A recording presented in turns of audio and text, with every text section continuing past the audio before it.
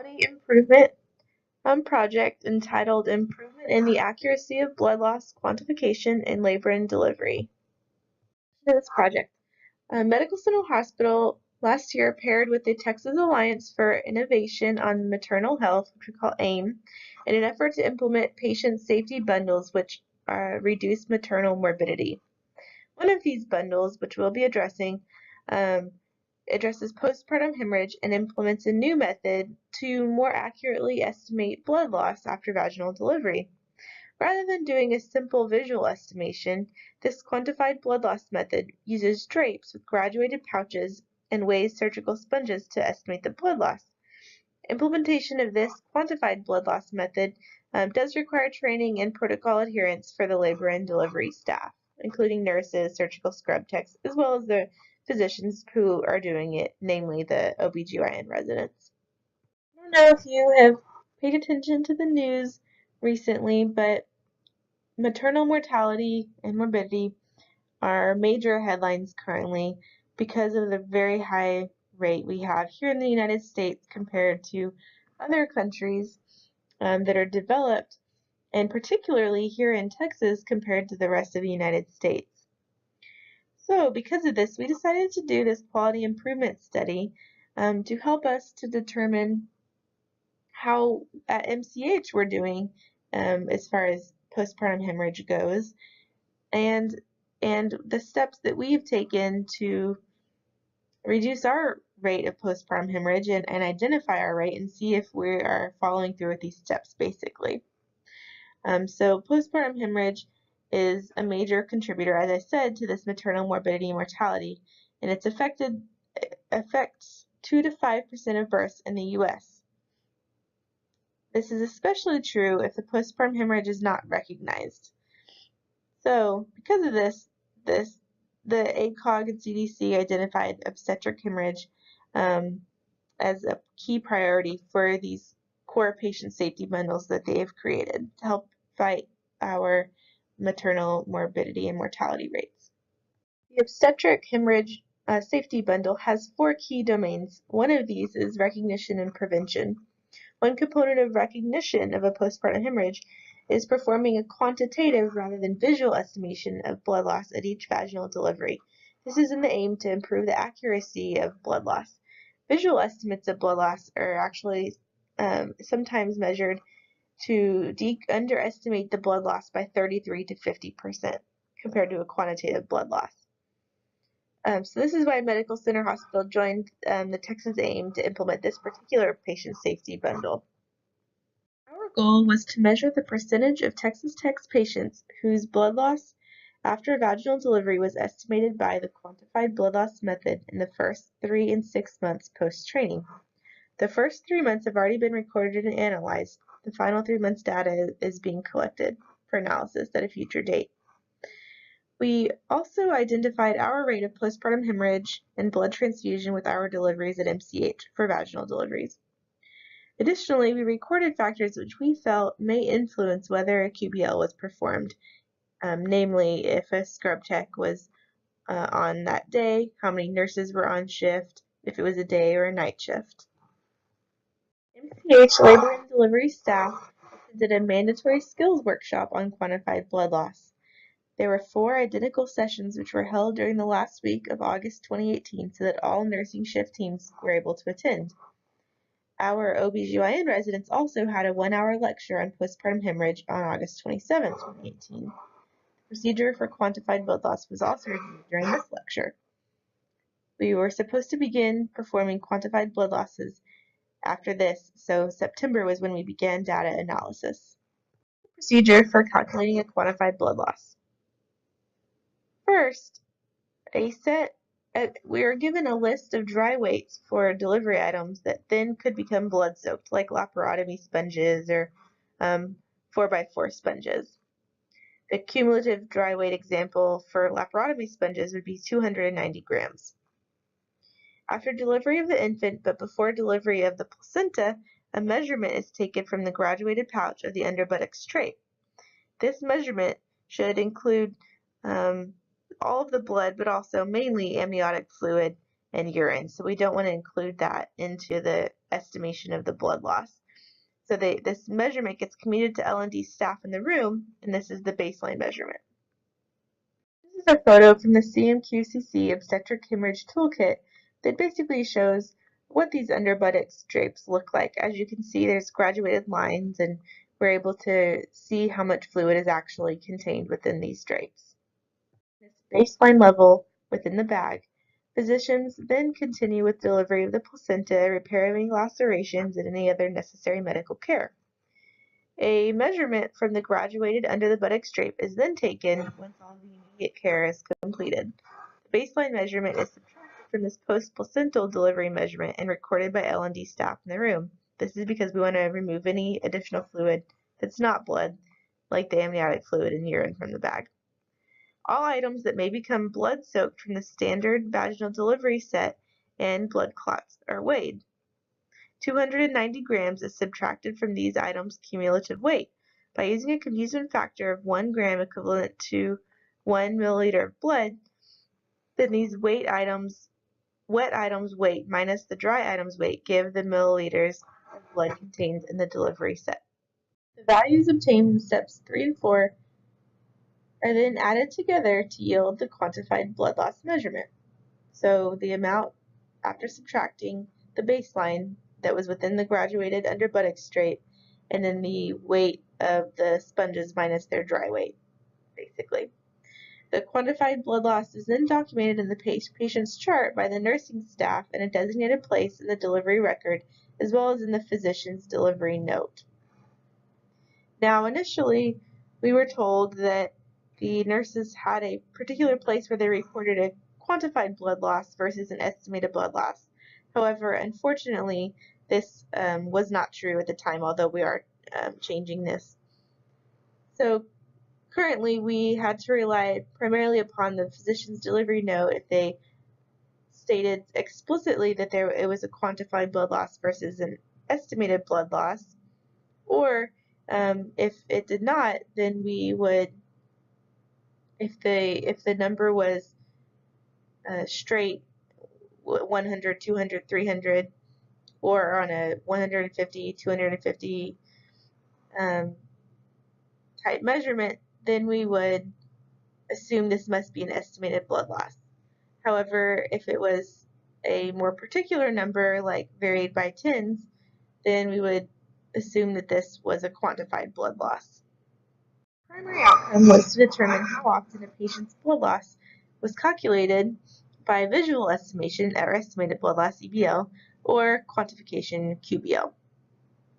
This data was found in each patient's delivery summary in the electronic medical record MCH and quantified in mils or cc's. The medical records were identified by a delivery log which is kept in labor and delivery at MCH. We've already, again, as I said, reviewed 3 months data and we'll plan to review another 3 months data. There are known physiologic changes that will coincide with anemia and postpartum hemorrhage, like hypotension, tachycardia, and a decrease in the patient's hemoglobin concentration. These data points were collected from the patient's chart to show us measure our internal validity. We expected larger quantified blood loss values to correspond to marked changes in the patient's vital signs and lab values. Data collected from these patient findings were expected to demonstrate the quality of our staff's measurements when doing quantified blood loss method. We also determined which patients required transfusion of packed red blood cells and how many units they received. This is another measure of internal validity, trying to ensure that our larger quantified blood loss measurements correlated with the overall clinical picture. Overall, we have data for 163 patients for these first 3 months. So this is all 163 vaginal deliveries that Texas Tech performed at MCH during that time. Overall, we only had 2 cases of postpartum hemorrhage, which we defined as blood loss greater than 1,000 mils, either by EBL or QBL. Overall, our incidence of postpartum hemorrhage was 0.01%. Both of these postpartum hemorrhages were identified using the QBL method. Neither of these patients required a blood transfusion. There were 2 patients in which blood transfusion was given postpartum. For one, the QBL was 920 cc's, and for the other, a QBL was not performed and EBL was performed and it was only 100 cc's. Overall, 60% of vaginal deliveries during September, October, and November, the immediate 3 months post-training, used the QBL method, and 40% used a visual blood loss or EBL method. Compliance with the QBL method, it did increase as time passed. In September, the split between QBL and EBL was 50-50. In October, it was 58% QBL, so it had increased by 8%. And by November, the rate of QBL had increased to 71%, with 29% EBL performed.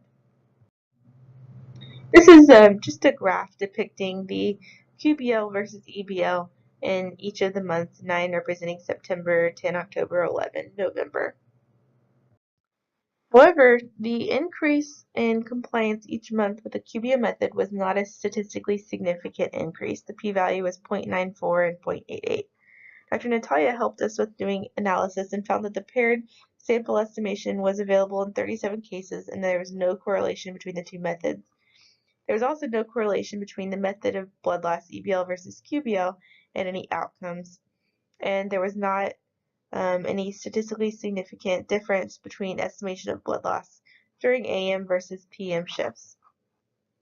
This is a chart that shows the number of nurses per shift and how often that number occurred. So the most common number of nurses per shift was 5 nurses per shift, which occurred 58% of the time. There were only 3 nurses per shift, 4.3% of the time, which is definitely a good thing for our patients' care to have more nurses per shift available. There was also no significant difference between number of nurses per shift, and whether or not they complied with calculating the QBL. As I mentioned earlier, in addition to the nurses and resident working on calculating QBL, this scrub tech also helped us with calculating the QBL. So we determined if there was a scrub tech versus not, how often is QBL determined. When there's no scrub tech available, QBL is only performed 58% of the time. So this is decreased compared to when there is one present. So here's our discussion of our findings. So although we did not find many statistically significant differences as far as our data goes, we were happy to find that our incidence of postpartum hemorrhage of 0.1% is well below the national average of 5% for vaginal deliveries. MCH was improving compliance with QBL quantification with time from 50 to 71%. Although this improved compliance rate was not statistically significant. One association we found was that the decreased compliance was only 58% with QBL, if there was no scrub tech working, although we did not analyze this yet to see if this is statistically significant. One thing that was interesting within our data was that the only 2 patients who were given blood transfusions were not patients who had an identified postpartum hemorrhage at time of delivery. As I said earlier, the 2 patients who did have a postpartum hemorrhage identified at time of delivery were both identified using the quantified blood loss method. So of these 2 patients that did get blood transfusions, one did have a QBL performed, and it was 920, so it was a high QBL. It was close to being a postpartum hemorrhage. The other one only had an EBL performed, and the EBL was very low. It was 100. So, potentially identifying these postpartum hemorrhages sooner using a QBL may be beneficial, and this may be helping people to take steps to reduce the blood loss, thus reducing the need for a transfusion. We did have some limitations with this study. One limitation was the sample size, and that's something that we hope to improve in the future with doing more months data. And the other was our low postpartum hemorrhage incidence, which is a great thing for looking at our quality of patient care, but does decrease our ability to identify trends and the amount we need for statistically significant data. Our data was also limited because Our operative notes did not always explicitly state whether the blood loss was calculated by EBL versus QBL, despite physicians being instructed to document as such. And so, as I mentioned earlier when I was discussing our methods, we did have to improvise and use our data to the best of the ability we could to determine if an EBL versus a QBL was determined. And as I said earlier, we were told that the nurses were recording which type of blood loss was being measured, although this was not true, but this will be done in the future. So we plan to collect and analyze another 3 months data and see if increasing our sample size will change our rate of postpartum hemorrhage or need for transfusion, and see if we can get statistically significant data and correlations with this increased sample size. So we'll repeat the analysis we already performed, and then we'll also try to look if there's any correlation between the cases of postpartum hemorrhage and the need for blood transfusion and any sort of vital sign abnormalities to help us identify patients perhaps who need to be transfused sooner. We'll also determine if there is an association between no scrub tech and not performing QBL that is statistically significant. We'd like to acknowledge the Texas Tech Health Science Center Clinical Research Institute, as well as Brance Davis with the assistance of this project. We'd also like to acknowledge the assistance of Medical Center Hospital OBGYN Department. Obviously, this study could not have been done without them. Melanie, the nursing director, and Tasha, the clinical coordinator, who assisted us with organizing data collection for this project.